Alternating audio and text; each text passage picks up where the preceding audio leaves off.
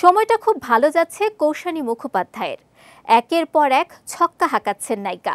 আবার প্রলয়, বহুরূপী, কিলবিল সোসাইটিতে কাজ করার পরে অভিনেত্রীর ক্যারিয়ারের সাফল্যের মুহূর্ত যেন তুঙ্গে। নায়িকার ছবির গান সোশ্যাল মিডিয়ায় ট্রেন্ডে রয়েছে। এছাড়াও ডান্স বাংলা ডান্স নাচের রিয়ালিটি শো এর বিচারক আসনে বসেছেন তিনি।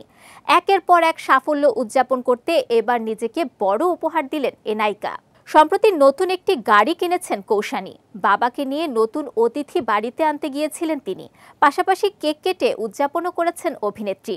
কালো রঙের বিলাসবহুল মার্সিডিজ গাড়ি কিনেছেন, যার দাম প্রায় কোটি টাকার কাছাকাছি।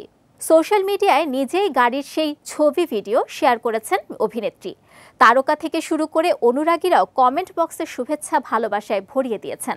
কৌশানীর বয়ফ্রেন্ড অভিনেতা বনি সেনগুপ্ত লিখেছেন, আমি তোমার জন্য গর্বিত, আরও অনেক সাফল্য আসবে, এভাবেই চালিয়ে যাও।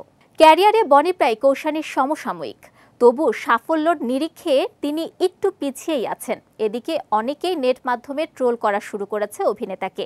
তাদের বক্তব্য, বনি নাকি হিংসা করেন কৌশানীকে। যদিও অভিনেতার দাবি তিনি কখনোই কৌশানীকে হিংসা করেন না, বরং প্রেমিকার সাফল্য নিজেও উদযাপন করেন।